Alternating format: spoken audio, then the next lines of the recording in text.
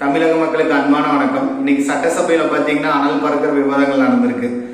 திமுக ஆதரவாளர்கள் திமுக பேசுனதை ரொம்ப நல்லா பார்க்க போறாங்க.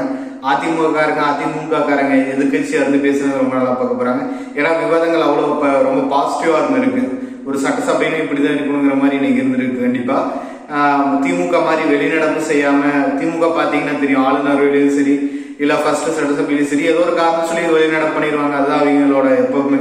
அது இல்லாம ஒரு பொறுப்பான எதிர்கட்சியா, ஒரு வலிமை மிகுந்த ஒரு எதிர்கட்சியா திறமையா செயல்பட்டதுக்கு முதல்ல அதிமுக நம்ம வாழ்த்துக்கள் சொல்லிடலாம்.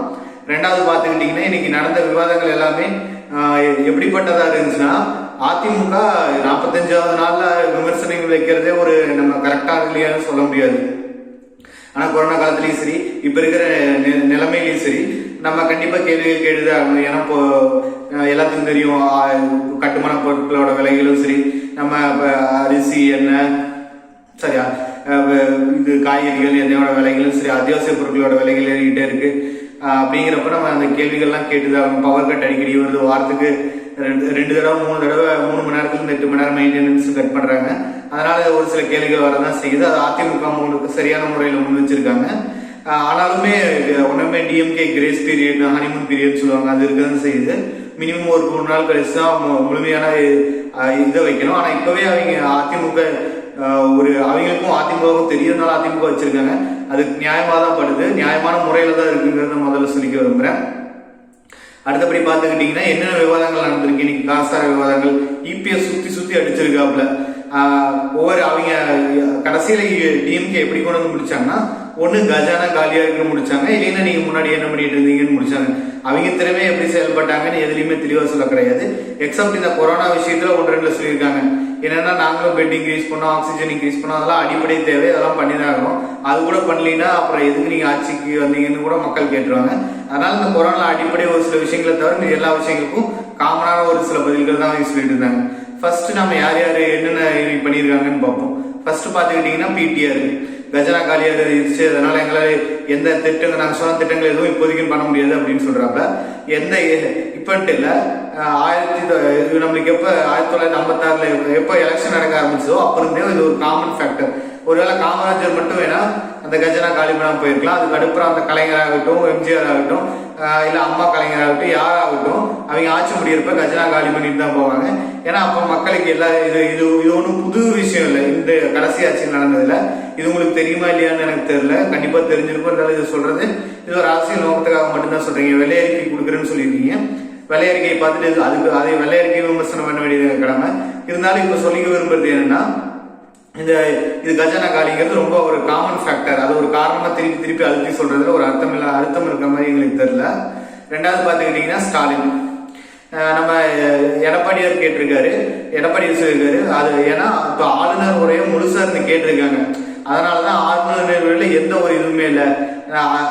ஆக்சுவலா எடப்பாடி ஒரு தக்லைஃப் தான் பண்ணியிருக்காரு. ஏன்னா இதுக்கு முன்னாடி ஒரு தடவை ஸ்டாலின் சொல்றப்ப மணியோசை வரும் முன்னே யானை வரும் பின்னேன்னு சொல்றதுக்கு பதிலா யானை வரும் முன்னே மணியோசை வரும் பின்னேன்னு சொல்லியிருப்பாரு. அதனால அதை எடுத்துக்காட்டு ஒரு சின்ன தக்லைஃப் பண்ணியிருக்காரு இபிஎஸ் அவர்கள். அதுக்கு ஆனா ஸ்டாலினோட ரிப்ளை அந்த அடிப்படை 4 கோட்பாடுகளை சொல்லியிருக்காரு. அது அதிமுக ஒன்றும் தேசிய கட்சியோ இல்ல ஸ்ரீலங்கால இருந்து வந்த கட்சியோ இல்ல, அதிமுகவும் திராவிட கட்சி தான் உள்ள பிரிஞ்சது தான். அவங்களுக்கும் அந்த அடிப்படை 4 கோட்பாடுகள் இருக்கதான் செய்யுது. சமூக நீதி, மொழிப்பற்று, சுயமரியாதை, அப்புறம் மாநில உரிமை அப்படின்னு சொல்லியிருக்கீங்க. மாநில உரிமைனா ஒரு சிலர் தூக்கிட்டு வந்துருவாங்க, பிஜேபி அடிமையா இருந்து மாநில உரிமை விட்டுருச்சுன்னு. அது வருவோம் மாநில உரிமையில இப்ப நீட்டு எப்படி திமுக வந்த உடனே பேன் பண்ணிட்டாங்க, அப்ப அதை பத்தி எல்லாம் போக பேசுவோம். மாநில உரிமை என்ன அதிமுக எப்படி பண்ணிட்டு இருந்தாங்களோ அதே அளவு தான் திமுக நாளைக்கு பண்ண முடியும். அதை இப்போ வருங்காலங்களில் பேசுவோம். அடுத்தது பாத்தீங்கன்னா நம்ம தக்லைஃப் துரைமுருகன், அவர் எப்பவுமே எதையுமே ரொம்ப அசால்ட்டா பேசுறவரு. அவர் இல்லைன்னு சொல்ல முடியாது. இன்னைக்கு என்ன ஒரு தக்லைஃப் பண்ணியிருக்காருன்னா, நீங்க எனக்கு வயசாயிடுச்சு, இப்போ அதுக்கு முன்னாடி அந்த வீடியோ நிறைய பேர் பார்த்துருப்பீங்க. அவர் வயசாயிருச்சு அப்படின்னு சொல்லி இப்போ வயசாயிருச்சு எங்கெல்லாம் ஜாக்கெட் விக்கெட்லாம் கொடுத்து காப்பாத்துங்க அப்படின்லாம் ஒரு அப்ப தக்லீஃப் பண்ணியிருப்பாரு. இப்போ வந்துட்டு அதெல்லாம் கவர்மெண்ட் காப்பாத்துற என்ன நானே காப்பாத்திக்கிட்டேன் அப்படின்னு ஒன்னொரு தக்லீஃப் பண்ணியிருக்காரு. துரைமுருகன் அவர்களே எல்லாரும் அவங்க தான் காப்பாத்திக்கணும், ஒவ்வொருத்தரையும் கவர்மெண்ட் வந்து காப்பாத்திட்டு இருக்க முடியாது. அது அதிமுக கவர்மெண்ட்டுக்கும் பொழுது திமுக கவர்மெண்ட்டுக்கும் பொழுது. இன்னைக்கு திமுக கவர்மெண்ட் ஒவ்வொருத்தரையா போய் காப்பாத்திட்டு இருக்க முடியாது. அவங்க ஒரு சில நெறிமுறைகள் சொல்லுவாங்க, ஒரு சில வழிமுறைகள் சொல்லுவாங்க, அதை ஃபாலோ பண்ணி நம்ம தான் நம்மளை பாதுகாத்துக்கணும். அது அடிப்படையா இருக்க முடியும். அப்புறம் பாத்தீங்கன்னா பி.கே. சேகர் பாபு இப்ப எடப்பாடி வந்து ஒரு அலிகேஷன் வச்சிருக்காரு. ஏன்னா மயிலப்பாடியில வந்து ஒரு டெட் பாடியை வந்து கவர்மெண்ட் வந்து ஒரு கொரோனா டெட் பாடியை ப்ரொசீஜர் படி பேர்ன் பண்ணாம அவங்க உறவினர்கிட்டே கொடுத்துட்டாங்க அப்படின்னு. இப்போ பார்த்துக்கிட்டிங்கன்னா நார்த் இந்தியாவிலலாம் பார்த்துக்கிட்டிங்கன்னா கடலில் இது கங்கையில் எறிகிறாங்க, அங்கே போட்டுறாங்க அப்படிங்கிற அலிகேஷன்ல இருந்தது. அது நம்ம ஊர்லேயே வர ஆரம்பிச்சது. பாலத்தில் கீழே போட்டாங்க, அந்த மாதிரிலாம் லைட்டாக ஒரு சில இடத்துல வருது. நம்ம அந்த அளவுக்குலாம் மோசம், ஏதாவது ஒரு சில இன்சிடென்ட்ஸ் இருந்தது. இருந்தாலும் அதை வந்து இவங்களுக்கு ரேடியேஷன் கொடுத்துருக்காங்க. அவங்க கொண்டு போய் நார்மல் டெட் பாடினா என்னென்ன இப்படியெல்லாம் நம்ம சடங்குகள் பண்ணுவோம் அந்த மாதிரிலாம் பண்ணி அவங்கள எரிச்சிருக்காங்க. ஆனால் அதெல்லாம் இது கொரோனா டெட் பாடின்னு தெரிஞ்சதுக்கப்புறம் திருப்பி போய் இதெல்லாம் அவங்க யார் யார் வந்தாங்க, அந்த இளவுக்கு வந்தாங்க அப்படின்னு சொல்லி அவங்க எல்லாம் போய் டெஸ்ட் பண்ணியிருக்காங்க. 126 பேர் டெஸ்ட் பண்ணதுல 80 பேர் பாசிட்டிவ்னு வந்திருக்கு. அதை வந்து நீங்க எப்படி சொல்றீங்கன்னா திருப்பி கவர்மெண்ட் வந்து செக் பண்ணும், இப்போ நெகட்டிவ்னா தான் கொடுக்கணும். ஃபர்ஸ்ட் அவங்க நெகட்டிவ்னு கொடுத்துட்டீங்க, அதுக்கப்புறம் நீங்க ஏன் மறுபடியும் போய் டெஸ்ட் பண்ணணும்? ஏன்னா அது தெரியாம நடந்திருக்காது. தவறுன்னு முதல்ல ஒத்துக்க பழகிங்க, தவறுன்னு சொல்லி நீங்க இதை ஒத்துக்காம கவர்மெண்ட் வெளிப்படையான கவர்மெண்ட்னு சொல்றதுல எந்த அர்த்தமும் இருக்கிற மாதிரி தெரியல. ஏன்னா அது உங்களுக்கு தெரிஞ்சதுக்கு ஒரு தவறு நடந்திருக்கு. என்ன தவறுனா கொரோனா டெட் பாடியை வந்து கொடுத்துட்டாங்க அப்படின்னு, அதனாலதான் போய் செக் பண்ணிருக்கீங்க. செக் பண்ணதுல அதுவே அது கொரோனா ஒருவேளை இல்லாத கொரோனா இருந்து கொரோனா ரெக்கவர் ஆகி அதுக்கப்புறம் இறந்து இருக்கிற உடம்புனா அதுல இருந்து எப்படி 80 பேருக்கு வரும்? அங்கேயே ஒருத்தருக்கு இருந்தது, அதனால திடீர்னு நிலத்துக்கு பரவிச்சுங்கிறது வாய்ப்பு இருக்கு. நான் இல்லைன்னு சொல்ல, ஆனா அதை விட வாய்ப்பு இதுதான் அதிகம். இது தெரிஞ்சதுனால தான் நீங்க வந்திருக்கீங்க. அதை முதல்ல ஒத்துக்க பழகும் பி.கே. சேகர் பாபு அவர்களே. அடுத்தது நம்ம ஈஆர் ஈஸ்வரன் அவர் வந்து என்ன சொல்லியிருக்காருன்னா, எல்லா வாக்குறுதிகளையும் நிறைவேற்றணும்னு சொல்றீங்களே, அப்படி பார்த்தா அதிமுக அமைச்சர்கள் மேல ஊழல் வழக்கு கூட தான் நாங்க இதுல தேர்தல் வாக்குறுதிகளை கொடுத்தோம், அதையும் நிறைவேற்றிடுவோம். அப்ப நீங்க என்ன சொல்ல வர்றீங்கன்னா, வாக்குறுதிகளை நிறைவேற்றல திமுக அரசுங்கிறத கூட்டணி கட்சியா இருந்து நீங்களே ஒத்துக்கிறீங்க. இது அதிமுக மேல ஊழல் குற்றச்சாட்டு இருக்குன்னா கேஸ் போடுங்க, இல்ல உங்களால தனியா ஒரு அமைப்பு ஒரு இயக்கம் ஒரு குழு போடுங்க, எது வேணா பண்ணுங்க. யார் ஊழல் பண்ணியிருந்தாலும் நீங்க கண்டிப்பா தண்டிக்கப்படணும், அதுல எந்த மாற்று கருத்து இல்லை. ஆனா நீங்க அதை வச்சு எதை ஒத்துக்கிறீங்கன்னா, திமுக வாக்குறுதிகளை நிறைவேற்றவே ஆரம்பிக்கிறீங்கிறது தெளிவா ஒத்துக்கிறீங்க. ஈஸ்வரன் அவர்களே, கூட்டணி கட்சியா இருந்துட்டு இந்த மாதிரி திமுக காலவாரி விடுறீங்க, பாத்துங்க. அது இல்ல உண்மையை ஒத்துக்கிட்டது நல்லதுதான், இருந்தாலுமே அது திமுக எப்படி எடுத்துக்கணும் எங்களுக்கு தெரியல. அடுத்தது பாத்துக்கிட்டீங்கன்னா செந்தில் பாலாஜி. இப்போ கொஞ்சம் நம்ம தனி இதுக்கு முந்தின வீடியோ நம்ம சேனல்ல போய் பாத்தீங்கன்னாலே அவரு அந்த அணில்னால எப்படி எலக்ட்ரிக் ஃபயர் ஆகுதுன்னு சொன்னதை நம்ம தெளிவாக எக்ஸ்பிளைன் பண்ணியிருக்கிறோம். இன்னைக்கு பாத்துக்கிட்டீங்கன்னா டாஸ்மாக் பத்தி கேட்டிருக்காங்க, அதுக்கு ஒரு எக்ஸ்பிளனேஷன் கொடுத்திருக்காரு. ஏன்னா பிளாக் மார்க்கெட் இருக்கு, ஆந்திரால இருந்து கர்நாடகால இருந்து பாண்டிச்சேரியில இருந்து எல்லாம் பிளாக் சரக்குகள் கடத்தி வரப்படுது அப்படி இப்படின்னு சொல்லியிருக்காரு. அதை அதனால இவங்க இதை ஓபன் பண்றாங்க நம்ம டாஸ்மாக். 2016 உங்களுக்கு கண்டிப்பா ஞாபகம் இருக்குன்னு நினைக்கிறேன், யாரும் மறந்துருக்க மாட்டீங்க. திமுக தான் மிகப்பெரிய போராட்டம் எடுத்தது டாஸ்மார்க்கு எதிராக. நாங்க ஆட்சி அமைச்சோம்னா முதல் கையெழுத்து முழு மது விலக்கு அப்படின்னு சொல்லியிருந்தாங்க. ஆனா இன்னைக்கு வந்து அவங்க தான் ஆட்சியில் இருக்காங்க.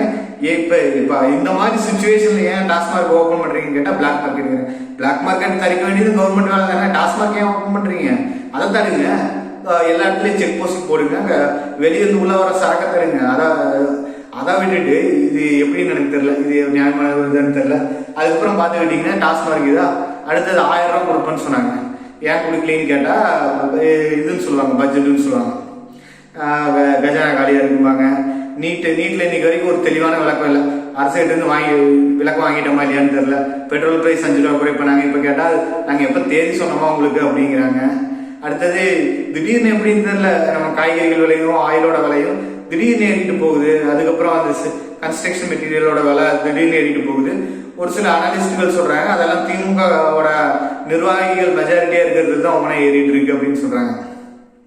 அது எந்த அளவுக்கு உண்மைங்கிறது வருங்காலங்களில் கண்டிப்பா தெரிஞ்சிடும். தரவுகள் கொஞ்ச நாள்ல வர ஆரம்பிச்சிடும். அதை வச்சு உங்களுக்கு தெளிவா கண்டிப்பா ஒரு இது போடுறோம். கண்டிப்பா உங்களுக்கு நம்ம சேனலை மறக்காம சப்ஸ்கிரைப் பண்ணிட்டு பெல் பட்டன் தட்டி வைங்க. உங்களுக்கு விரைவில் வீடியோ வந்துட்டே இருக்கும். திமுக செய்யற ஒவ்வொரு தவறுகளும் நம்ம முதல்ல அப்டேட் பண்ணிக்கிட்டே இருப்போம். அடுத்தது பார்த்துக்கிட்டீங்கன்னா பவர் கட்டு. நம்ம இதுக்கு முன்னாடி பவர் கட்டுங்கிறது எப்படின்னா மெயின்டெனன்ஸ்ங்கிறது மாசத்துக்கு ஒரு நாள் இருக்கும், ஷட் டவுன் இருக்கும். இப்போ பார்த்துக்கிட்டீங்கன்னா வாரத்துக்கு 2 நாள் 3 மணி நேரத்துலேருந்து 8 மணி நேரம் கட் ஆகுது. ஏன்னு கேட்டால் அணில்னு சொல்கிறாங்க. அதுக்கப்புறம் அங்கே இது இல்லை, மரங்கள் விழுகுது. இத்தனை வருஷமா 10 வருஷமா உழுகாத மரம், 10 வருஷமா இல்லாத பிரச்சனை எப்படி இந்த 45 நாள்ல வர ஆரம்பிச்சதுங்கிறது தான் எங்களோட கேள்வியா இருக்குது. அதுக்கப்புறம் அவங்க அதிக விலை கொடுத்து வாங்கிட்டாங்க அப்படி இப்படின்லாம் சொல்றீங்க. நீங்க கம்மியான விலை கொடுத்து தானே வாங்குறீங்க, அது கவர்மெண்ட்டுக்கு எவ்வளவு லாபம்? அவங்க 7 ரூபா கொடுத்து வாங்கிட்டாங்களாமா ஒரு யூனிட், இவங்க 3,000 ரூபா தான் ஒரு யூனிட் ஆகும். 3,000 ரூபா லாபம், சரி பாதி லாபம் வருது இல்லை? அப்போ கவர்மெண்ட் ஒன்றா எஃபெக்டிவா கொடுக்கணும். ஆனால் உங்களால் கொடுக்கவே முடியாமல் போகுது. அது ஏன்னு எனக்கு தெரியல. இப்போ வந்து பவர் பண்ண ஆரம்பிக்கிறீங்க. இப்பவே எப்படின்னா லாக்டவுன்ல இருக்கும்போதே எல்லா கம்பெனியும் ஓட ஆரம்பிச்சிருச்சுன்னா அவங்க கம்பெனிக்கு எவ்வளோ கன்சியூம் பண்ணுவாங்கன்னு தெரியும். அப்போ அவங்களுக்கு கொடுக்குறப்ப உடனே நிலைமைகள் எவ்வளோ மோசமாக போக ஆரம்பிக்குது நம்மளுக்கு தெரிய ஆரம்பிச்சிடும். அதுக்கு அடுத்தது பார்த்துக்கிட்டிங்கன்னா உள்ளாட்சி தேர்தல் வருது செப்டம்பர் 2nd வீக்ல. அது வந்து நம்மள கண்டிப்பாக ஆகஸ்ட்ல தான் முடிவு பண்ணுவாங்க. ஆகஸ்ட் மீட்ல தான் அது கன்ஃபார்மாக முடிவு பண்ணுவாங்க. ஏன்னா அது வரைக்கும் கொரோனாவோட நிலவரம் பார்த்து, ஏன்னா நம்ம எல்லாத்துக்குமே தெரியும் கொரோனா டெல்டா பிளஸ் 2 புது வேரியன்ட்ஸ் வந்திருக்கு. இப்போ பார்த்துக்கிட்டிங்கன்னா பல 4 லட்சத்துக்கு மேலே போயிட்டு இருந்தது வந்து இப்போ 44,000 வரைக்கும் குறைஞ்சது. திருப்பி கொஞ்சம் கொஞ்சமாக அந்த கிராஃப் மேலே வர ஆரம்பிக்குது. 55 வரைக்கும் வந்துருக்குது. டெல்டா பிரஸ்ங்கிறது இது வரைக்கும் 40 கேஸ் கண்டுபிடிச்சிருக்காங்க. அதில் மத்திய பிரதேசத்தில் ஒருத்தர் இறந்துருக்காரு. இது ரொம்ப வீரியமாக இருக்கும். 20 வயசு கீழே இது வயசு வித்தியாசமே இருக்காது, எல்லாத்தையும் காமனாக அஃபெக்ட் பண்ணும் அப்படின்னு சொல்லியிருக்காங்க. அதனால 2 வயசுக்கு மேலே இருக்கிறவங்க மேல எல்லாத்துக்குமே வேக்சினேஷன் போடலாம்னு சொல்லியிருக்காங்க. அதனால யாராவது வேக்சினேஷன் போடாமல் இருந்தால் கண்டிப்பாக போடுங்க. நம்ம தான் பாதுகாத்துக்கணும். துரைமுருகன் சொன்ன மாதிரி அவர் தக்லைஃப் பண்ணியிருந்தாலும் அதுதான் உண்மை. நம்ம தான் பாதுகாத்துக்கணும். அதனால மக்களே இந்த நியூஸ்லாம் கரெக்டாக பார்த்துக்கங்க. நம்ம எவ்வளோ சீக்கிரம் முடியுமோ அவ்வளோ சீக்கிரம் எல்லா நியூஸையும் திருப்பி அப்டேட் பண்ணிக்கிட்டே இருப்போம். திமுகவோட எந்த தவறுகளையும் நம்ம விடாமல் அப்டேட் பண்ணிக்கிட்டே தான் இருப்போம். நம்ம சேனலை மறக்காமல் சப்ஸ்கிரைப் பண்ணிடுங்க, பெல் பட்டனை தட்டி வைங்க, லைக் ஷேர் யார் எல்லா சோஷியல் மீடியாலையும் அனுப்புங்க. திமுகவோட தவறுகளை சொல்லுவோம். அதிமுக தவறுகள் நடந்திருக்கு, ஊழல்கள் நடந்திருக்குன்னா அதையும் நியாயமா தட்டி கேளுங்க. அதே மாதிரி திமுக நடக்க போற ஊழல்களை அதுக்கு முன்னாடியே தட்டி கேட்டு நடக்க விடாம பண்ணுவோம். வெற்றி. இபிஎஸ் இத்தனை பேர் கொடுத்தோம், இபிஎஸ் தனி ஒருத்தரான சமாளிச்சாரு. அதனால நம்ம இபிஎஸ்க்கு ஒரு வாழ்த்துக்கள் சொல்லிடுவோம். இன்னைக்கு சட்டசபையில ஒரு பொறுப்பான எதிர்கட்சி தலைவராகவும் ஆளுங்கட்சியும் பொறுப்பான ஆளுங்கட்சியாகவும் இன்னைக்கு ஒரு சட்டசபையில ஒரு நல்ல ஒரு முன்னுதாரணமான ஒரு அரசியல் எடுத்துட்டு போனதுக்கு எல்லாத்துக்கும் வாழ்த்துக்கள் சொல்லுவோம். தேங்க்ஸ் நண்பர்களே, மறக்காம சப்ஸ்கிரைப் பண்ணுங்க.